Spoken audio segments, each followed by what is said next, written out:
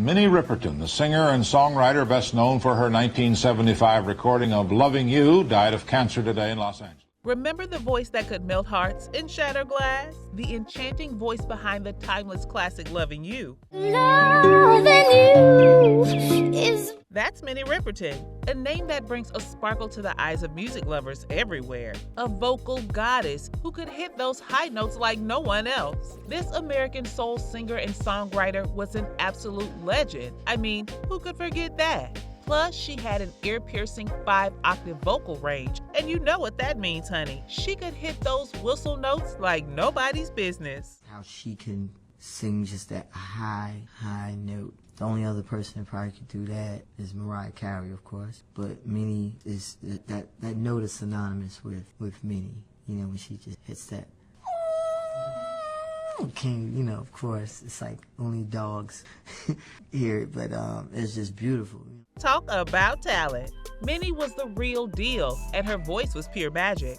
Well, get ready for a deep dive into the life of this legendary singer, from her meteoric rise to fame to her iconic love story with songwriter Richard Rudolph, from her troubles and tribulations to her hidden trauma, from her challenges as a Black woman in the industry to her tragic passing. Minnie Riperton's story is filled with drama, and her daughter, Maya Rudolph, has finally confirmed some long-standing rumors about her mother's life.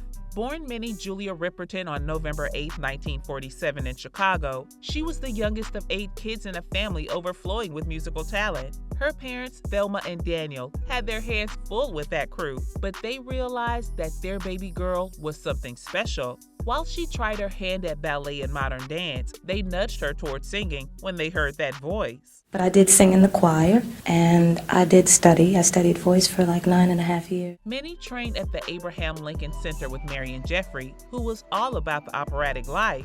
My voice teacher, Marion Jeffrey, who lives in Chicago, she told me once after a performance, she had read that I was like 4.5 or 5, and she told me. Just picture young Minnie practicing her breath and diction, dreaming of the opera stage. But hold on, here comes the plot twist. Instead of sticking to opera, Minnie fell head over heels for soul, rhythm and blues, and rock music.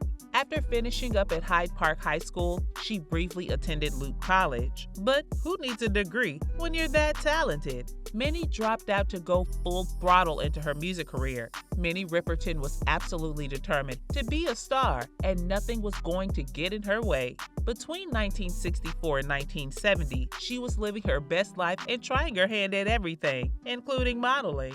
I was upgrading all my studio work. I did a lot of radio and television commercials and made a nice living on it. I was still a young lady, and I had my own apartment, and I had my own money, and I was not doing too bad, and I was enjoying it.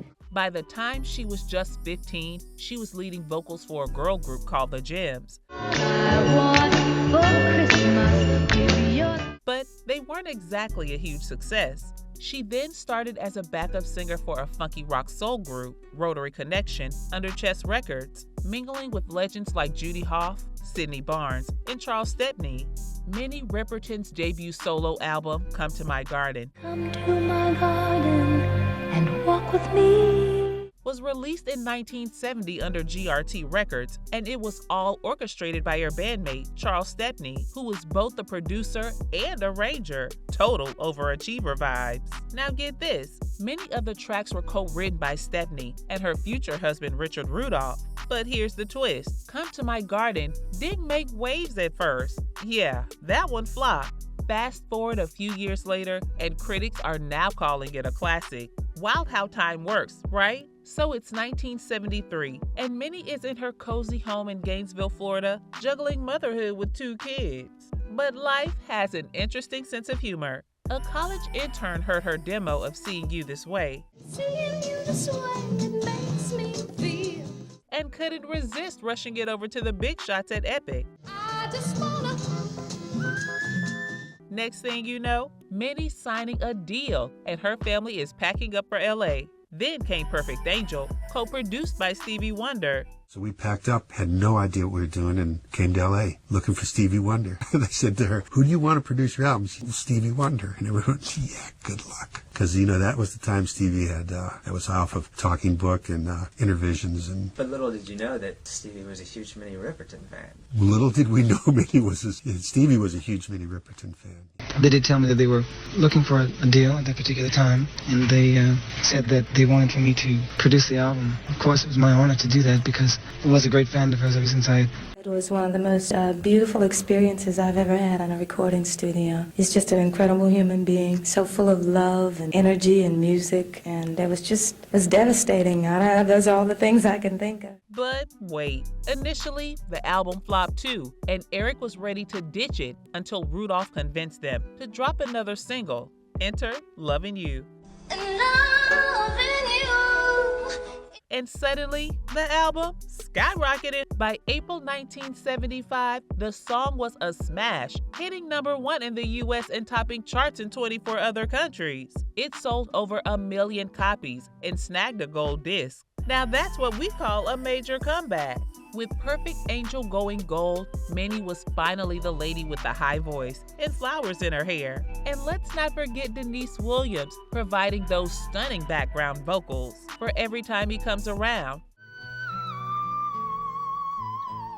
What a moment! Minnie's star was officially shining bright, and we love to see it. Minnie Riperton's love life was just as fascinating as her music. She was happily married to songwriter and music producer Richard Rudolph in August 1970. This power couple welcomed 2 amazing kids, music engineer Mark Rudolph, born in 1968, and the fabulous Maya Rudolph, who took the comedy world by storm on Saturday Night Live from 2000 to 2007. Here's a fun spoiler. Maya was just a little toddler when her mom recorded the iconic Lovin' You. That sweet song was actually created to distract Maya so Minnie and Richard could sneak in some quality time. I didn't really put together that Lovin' You was for me and my brother. I mean, I think I heard my name and it was kind of like, oh, that's cool. And then we would say like, oh, it's for us. But we didn't really know. And it really wasn't until I was an adult and my dad told me that it was a lullaby when we were in Gainesville, which was, I was born there. And we lived there till I was about 1 till we came out here. And it wasn't until my dad told me the story that my mom would sing it as a lullaby and it didn't have any words yet. And so all that made sense. I had no idea like whether it was for me or it just felt very much a part of our family. It just all kind of made sense. That was kind of the way my family was. How cute is that? I mean, a loving family behind those unforgettable tracks? Totally adorable. Well, her marriage to Richard Rudolph was a total roller coaster. They were a power couple, creating hit songs together and breaking down racial barriers in the music industry. But let's be real, it wasn't all sunshine and rainbows. Their interracial marriage caused quite a stir back in the day. They faced discrimination, couldn't find decent housing, and were basically shut out of certain social circles. Can you imagine? And let's not forget that their relationship drew some unwanted attention. While Minnie was all about transcending racial boundaries in her music, her marriage to a white man sometimes complicated her image. It was like, wait, you singing about unity, but you're married to a white guy.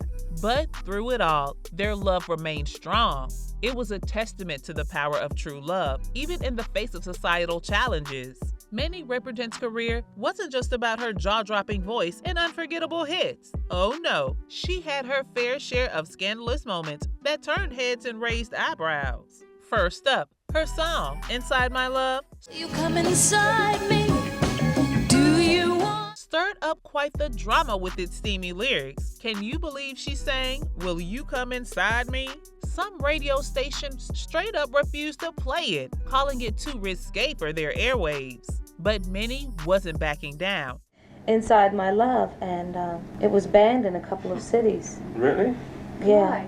Because they really didn't listen to the song. They thought it was too suggestive because the song was about 2 people meeting and this whole thing, and the woman said, you can see inside me. Will you come inside me? And of course they thought I was talking about screwing. And if they had listened to the words in the beginning, they would have understood that the woman was saying, here I am, you can see me. Come and see me, come inside my love. Feel me, feel the spirit in me. And she insisted it was all about spiritual intimacy. Talk about bold. And who could forget that wild promotional shoot where she got attacked by a lion? Man, says, Yes, you heard that right. It was like something out of a movie. Well, the lion on the cover was a different lion. The record company said, oh, gee, I think we should make a commercial and do a film showing the actual setting with the lion. And so I said, okay. I did it the first time, so I said I'd do it if it was the same lion. And when I walked in, I saw that it wasn't the same lion. Thankfully, she was okay, but you can imagine the headlines. One minute, you're glamorous, and the next, you're nearly a cat tree. He sees this young thing walking in and says, I want to tell you, big as he was, he moved rather quickly, didn't he? I wasn't as frightened as everyone else was. It happened so quickly, and I sort of sensed it. Was that his trainer, the first man in there? No, that was my husband. My husband was Don't lose that cat. Keep him around. He was at the back of the room. The trainer was like about 4 feet away, and my husband just flew across the room. I really didn't ever feel that he was going to hurt me, and it's obvious if he was going to hurt me, all he had to do was go, I think he just wanted to play. On top of all that, Minnie faced a lot of challenges as a black woman in the music industry. She was super talented, but people just couldn't figure out where to put her. That left her feeling pretty alienated in a predominantly white space, and her willingness to even discuss this at the time was downright scandalous. There was also the time she had to sing to get clearance at a bank. Can you imagine walking into a bank and being asked to break into song? It's a true story. Tell it. It was just when we moved to Los Angeles, and I had a check for $10,000, and I wanted to deposit it, not withdraw, in a bank account. So I went to a local Hollywood bank. I'm not going to mention the bank. And so I didn't understand why they wouldn't just accept the check. I guess he didn't believe I was who I was. So they called the head of the record company in New York, and I had to sing over the telephone. I thought it was pretty strange, but... Did they take the check? Obviously, they took the check. It's wild to think she was tackling such important issues when most people were keeping quiet. These challenges shaped her career and legacy, highlighting her resilience and determination to break barriers within the music industry. Then came 1976 and a shocking revelation.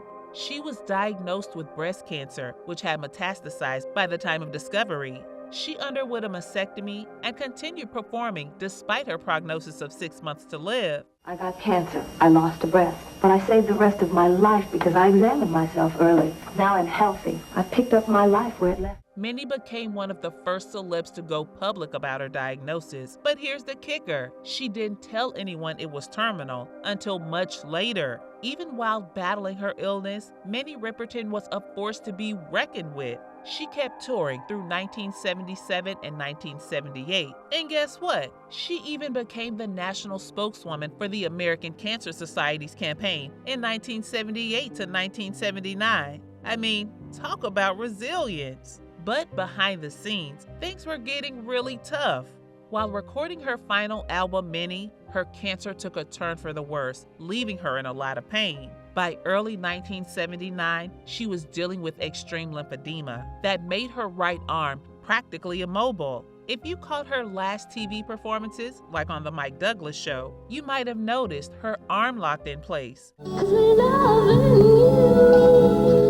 It was heartbreaking yet incredible to see her still giving it her all. In one of her final concert appearances, she made a sweet change to the end of Loving You, singing Maya, Maya, Ringo, Maya, Maya, Maya, Ringo, Maya. Instead of the original. Ringo was her affectionate nickname for her son Mark. Such a touching moment amidst the struggles. By mid-June, though, she had to stay in bed, and on July 10th, she was admitted to Cedars-Sinai Medical Center in LA. Just 2 days later, on July 12, 1979, at 10 o'clock a.m., she passed away at the young age of 31 in the warm arms of her husband. And Minnie Riperton, the singer and songwriter best known for her 1975 recording of Loving You, died of cancer today in Los Angeles. There's no denying that Minnie Riperton's incredible strength of character and positivity worked wonders for her. Instead of succumbing to the grim prognosis of just 6 months to live, she defied the odds and stretched that to an impressive 3.5 years. Talk about a fighting spirit. Minnie was truly a star until the very end. Fast forward to 46 years after her death, her daughter, Maya Rudolph, has been quite candid about her feelings regarding her mother, the legendary Minnie Riperton. She often reminisces about the profound pain of losing her at such a young age, which has undeniably shaped her life and experiences. Interestingly, as time has passed, Maya has revealed that discussing her mother's death with the press feels less pressing for her now. Instead, she finds herself embracing and celebrating Riperton's incredible music career. And here's the best part, Maya Rudolph has totally stepped into this amazing role as a channel for all the love and appreciation that people have for her mom, Minnie Riperton. Minnie Riperton, with a net worth of $3 million at the time of her death, had a career that was just dripping with remarkable moments. But trust me, there were some serious challenges along the way. From those daring lyrics that had everyone buzzing, to her brave fight against cancer, Minnie wasn't just a voice, she was a force. Her legacy is all about those stunning high notes and the way she fearlessly tackled the ups and downs of life in the spotlight. You know she had a lot more going on than just her music.